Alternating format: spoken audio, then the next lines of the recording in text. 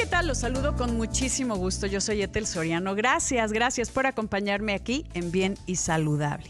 Déjenme decirle que estamos a través de Imagen Multicast, canal 3.4 de televisión abierta, el 162 de Sky, 728 de Cablecom y siempre cerquita de ti a través de YouTube en Imagen Multicast o Excelsior TV en vivo.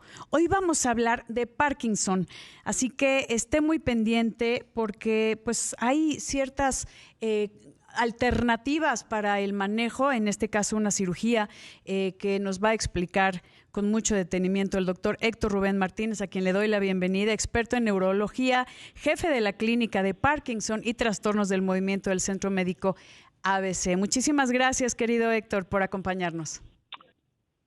No, a ti, gracias, Ethel. Muy contento de estar con tu audiencia. Creo que es un tema importante, primero, para reconocerlo y saber que hay algo más allá de las pastillas y que hay algo que puede cambiar la vida en algunos pacientes que son candidatos para ello. Así es, esto es importante que sepan toda nuestra audiencia, las nuevas formas del manejo, que puede ser multidisciplinario, como puede ser también lo que decías, hay mucha gente que ya toma pastillas, pero que en este caso también hay una cirugía que puede ayudar a mejorar la calidad de vida de los pacientes. ¿Me puedes, para empezar y dar un poco de contexto, querido doctor Héctor Rubén Martínez, qué es el Parkinson? ¿Qué pasa en el cerebro que hay y quién lo padece más, hombres, mujeres, por género? ¿Qué onda? Parkinson es una enfermedad progresiva que hasta el momento no tiene cura, que se relaciona con una serie de síntomas que tienen que ver con la motricidad. Hay problemas en la movilidad con lentitud, ese es quizá el signo más importante. Los pacientes se quejan de una falta o problemas en la marcha, una sensación de debilidad o cambios, por ejemplo, en la escritura, o para hacer tareas que requieren una coordinación fina, y otras veces se quejan de dolores en un hombro o molestias en una pierna al caminar. Esta enfermedad tiene una característica, es progresiva y en la mitad de los casos puede presentarse también temblor. Entonces pensamos que Parkinson es igual a temblor, no es así. No todos los pacientes con temblor tienen Parkinson, de hecho la minoría lo es, y no todos los pacientes con Parkinson tienen temblor, pero bueno, es una característica que algunos de ellos puede destacarse. Y lo otro es las alteraciones de la postura del cuerpo y de la estabilidad, lo cual suele afectarse no tempranamente, sino de forma tardía.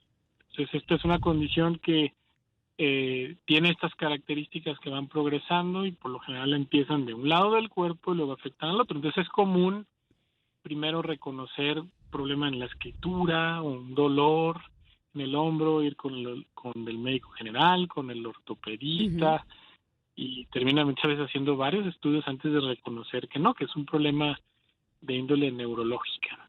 Ahora, no son los únicos síntomas que atañan a esta enfermedad y estos síntomas tienen mucho que ver con una deficiencia, que también es progresiva, en la producción de una sustancia en el cerebro.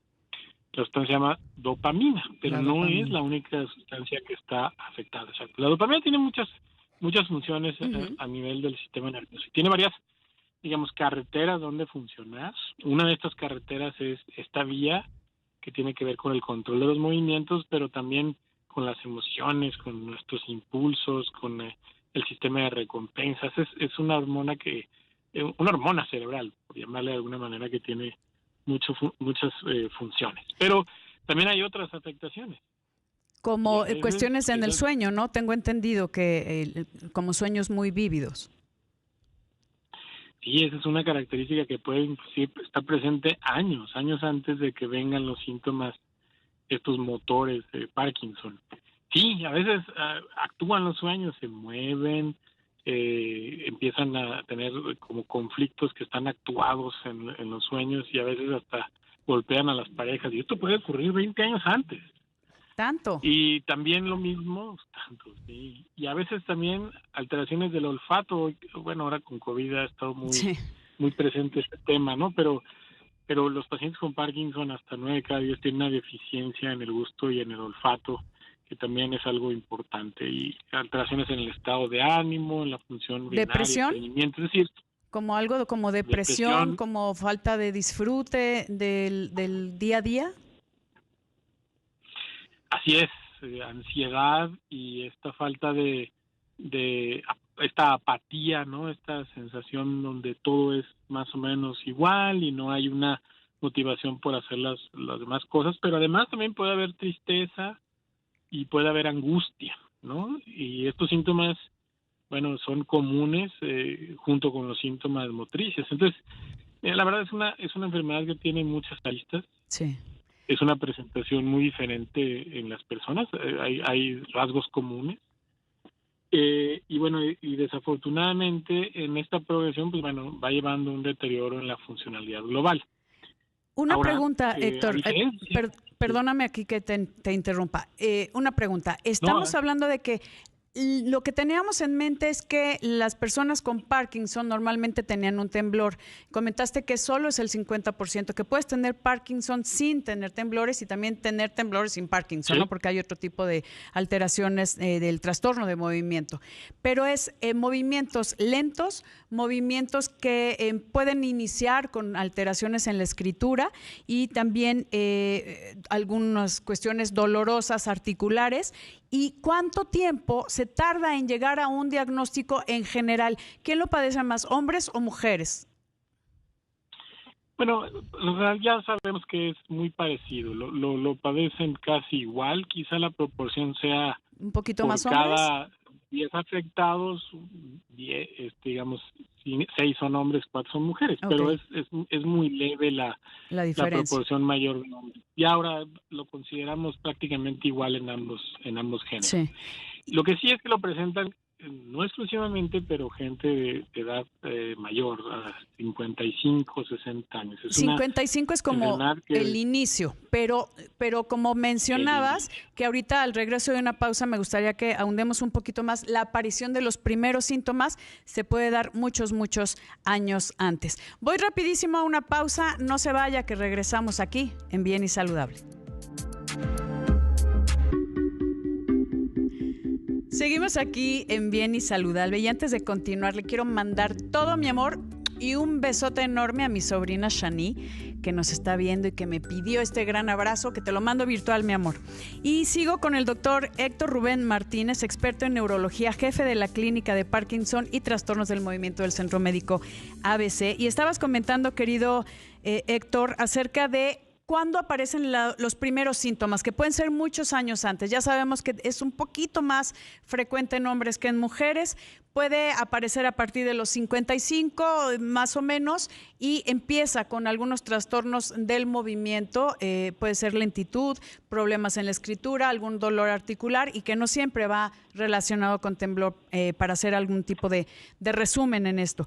Yo te preguntaba ¿cómo sabemos el tiempo en donde aparece el primer síntoma que tal vez piensas que es otra cosa y no un problema neurológico y piensas que tal vez es articular u ortopédico? Uh-huh. Sí, desafortunadamente el tiempo para llegar al diagnóstico no es poco. A veces más de 2 años para desde el inicio de un síntoma, que puede ser lo que platicamos ya, hasta reconocerse tal como una enfermedad de Parkinson. Hay que recordar que hay otras enfermedades y condiciones que se parecen y que entonces complican el reconocimiento de ello, ¿no? Y que no todos el personal de salud está, digamos, tan avespada en conocer los síntomas. Entonces, por ejemplo, muchas veces una persona adulto mayor, los más afectados, camina poco ya, se mueve poco, se mueve básicamente para caminar dentro de casa nada más, y pues todo el mundo se le adjudica que ya ¿A está la edad? grande y es la edad, y nada que es uno de estos problemas. Entonces, esa es una cuestión, ¿no? Pueden pasar más de 2 años en que se llegue al diagnóstico y pueden haberlo visto 2 o 3 médicos antes de que llegue con algún especialista que se atreva a hacer el diagnóstico. El diagnóstico depende de la revisión clínica y a veces se requieren estudios especiales para determinar si es algo, por ejemplo, resonancias magnéticas, estudios de imagen en este caso de la cabeza, Sí. y a veces hay estudios más especiales, sofisticados y caros que logran determinar si es una deficiencia en esto de la dopamina, en este sistema de la dopamina para hacerlo. Pero en realidad la mayoría de las personas se puede identificar con un neurólogo, que son los médicos capacitados para ello, Uh-huh. haciendo un buen examen clínico y dándole seguimiento puntual a estos síntomas. Yo creo que el pronto reconocimiento de las personas, las familias, de estos síntomas es lo más importante para hacer un diagnóstico temprano. Y Sí. lo importante es que, a diferencia de otras condiciones, y disculpa ahí que continúe, Adelante. tiene tratamiento.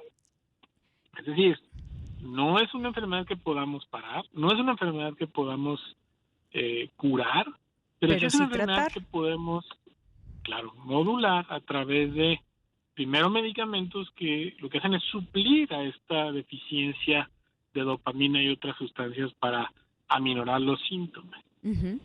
Esta química cerebral. Y yo te iba a preguntar, ¿qué pasa en el cerebro que esté alterado esta química cerebral, estos neurotransmisores, como en este caso la dopamina? ¿Por qué uno sí, por qué no? Si hay alguna cuestión, algún factor de riesgo, o qué puede determinar que alguien pueda tener Parkinson y no, para entrar de lleno al tratamiento. O sea, ¿qué lo causa? La causa es multifactorial, que en medicina es un término que luego utilizamos mucho y es cuando realmente no podemos explicar justo qué es lo que pasa. Voy a tratar de decir lo que sabemos hasta ahora. De alguna manera estas regiones del cerebro que producen dopamina son delicadas porque funcionan a manera de una especie de marcapasos dentro del cerebro. Uh-huh. Y requieren mucha energía y estar produciendo mucha energía, y son delicadas porque se ven inmersas en un estrés de su propio funcionamiento. No son neuronas, como le llamamos a las células cerebrales, infinitas, son una cantidad, digamos, finita, menor, uh-huh, y que la propia producción de sustancias como la dopamina les va desgastando. Entonces, con el paso del tiempo, por eso todos en el envejecimiento normal tendemos a volvernos más lentos, tenemos un poquito de temblor, nos encorvamos. Eso es parte de la vida, ¿no? Sí. Pero cuando esto se hace de forma acelerada y por varias condiciones que seguramente se juntan, entonces sufren estas neuronas y se dan los síntomas. El común denominador que ahora entendemos es el acumulamiento uh-huh, de una sustancia muy especial que se llama alfa-sinucleína. De hecho, no les voy a aburrir con estos nombres médicos, es muy difíciles de recordar. Pero bueno, sí, lo importante es que esa proteína, cuya función ni siquiera conocemos del todo bien, puede ser un blanco de tratamiento, y de hecho los nuevos tratamientos y los nuevos estudios para diferenciar esta enfermedad están enfocados en ello, ¿no? Entonces eso es importante. Pero bajar esta acumulación de esta proteína, me imagino. O sea, como decías, ahí en pastillas esta enfermedad no se cura, pero sí se puede controlar. Puedes detener la progresión para que poco a poco vayas parando toda esta sintomatología y que no vaya progresando y haciéndose mucho más discapacitante, ¿podríamos decirlo así? Digo, desafortunadamente todavía no tenemos una manera de parar a la enfermedad, no. Lo que podemos hacer es suplir la consecuencia de esta pérdida de neuronas. Yeah. Entonces, estas neuronas lo que se dedican es a producir la sustancia, y nosotros lo que damos es dar la sustancia a través de medicamentos, de pastillas en su caso, uh-huh, medicamentos inyectados, para eso que está faltando por la enfermedad. Entonces, tú lo estás supliendo. Se lo demos a las personas. Lo estamos supliendo. Y eso aminora en mucho los síntomas, sobre todo en los primeros años de descubrir la enfermedad. Pero después, y porque sigue progresando la enfermedad, la regulación de las propias medicinas que utilizamos para aminorar la sintomatología se vuelve un problema. Ya, y por eso puede entrar el tema de la cirugía, que me gustaría que nos comentaras de qué se trata al regreso de esta pausa, querido doctor Héctor Rubén Martínez. Regresamos en un momento, queridos amigos, con más aquí en Bien y Saludable.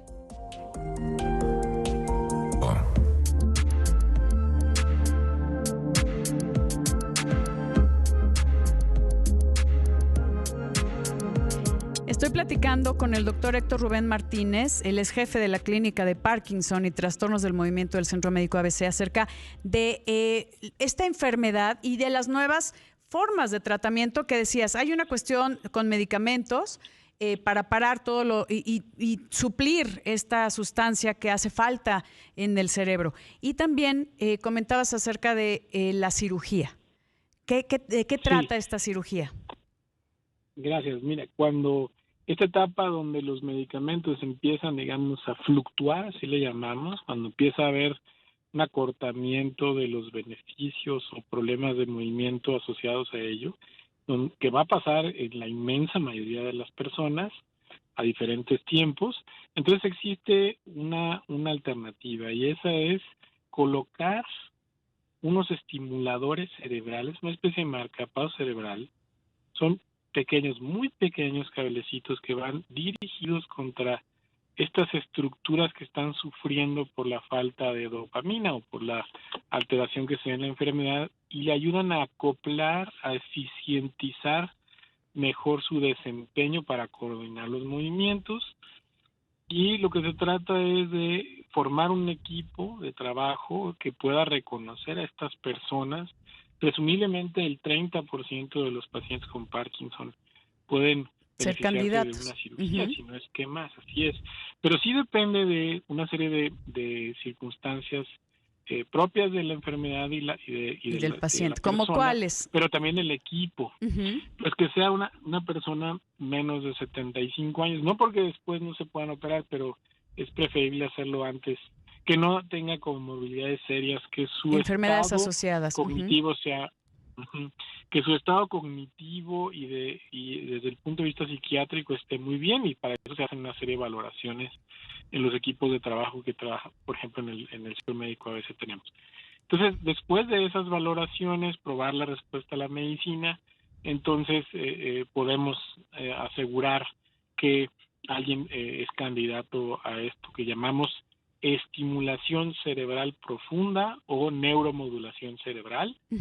Esta especie de marcapaso cerebral que ayuda a la coordinación por la deficiencia de sustancias en el cerebro, y que sí cambian mucho la vida de los pacientes que pueden llevar a ello, ¿no? Dime una cosa, Héctor, esto de la cirugía, porque entiendo que había una cirugía previa desde hace muchos años, donde también había una cuestión de modulación. ¿Es igual? ¿Es más avanzado? ¿Cuál es la diferencia? Bueno, fíjate que antes de que el medicamento que principalmente usamos en Parkinson se llama levodopa, que es una sustancia que se transforma en dopamina. En los finales de los 60, 70 se empezó a distribuirse. Antes, por un error médico, se descubrió que lesionar, alterar estructuras del cerebro podía mejorar síntomas. Y a partir de los 30, 40 del siglo pasado se utilizaba estas lesiones, se llaman palidotomías o talamotomías, que sí mejoran, pero no tienen la posibilidad de ser modulables con la estimulación. La estimulación tampoco es algo nuevo. Hay cambios en la manera en que estimulamos, en los aparatos, en la manera en que dirigimos estas estimulaciones cerebrales, y se han hecho mucho más avanzada la tecnología y nos permiten ser más precisos. Pero en realidad esto existe desde los 90, principios de los 2000, ¿no? Sí. Ahora, la integración de equipos de trabajo especializados en esto no tiene tanto en el país, ¿no? Y la verdad es que esa experiencia se ha ido ganando con el paso del tiempo. Antes se pensaba que esto solamente se hacía en los Estados Unidos, donde yo me formé, pero en Europa y en otros lados no. En realidad es una realidad aquí en México también. Y que la gente lo sepa, que aquí en México también pueden tener acceso a este tipo de tratamientos manejados con un equipo interdisciplinario donde se tiene que evaluar bien al paciente, donde se ve quién es candidato a, eliminando todas estas barreras, por ejemplo, cognitivas, que algunas personas ya no, por X o Y razón, ya no son candidatas por algunas deficiencias o deterioros cognitivos, pero que a muchos sí les podría estar cambiando su calidad de vida, ¿no, Héctor?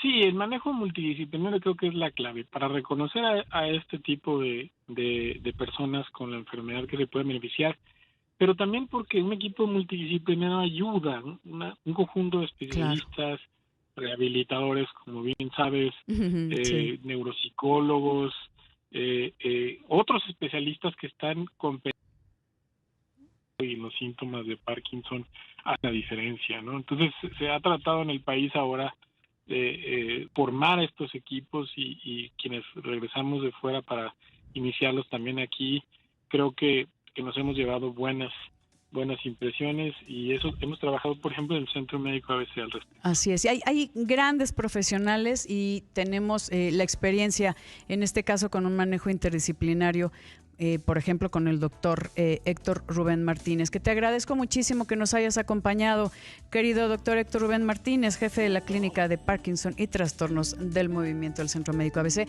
Muchísimas gracias, te agradezco enormemente tu compañía. Gracias, queridos amigos. Yo soy Ethel Soriano, los dejo con mis amigos de Palabra del Deporte y por favor, para estar bien y saludable, cuídese.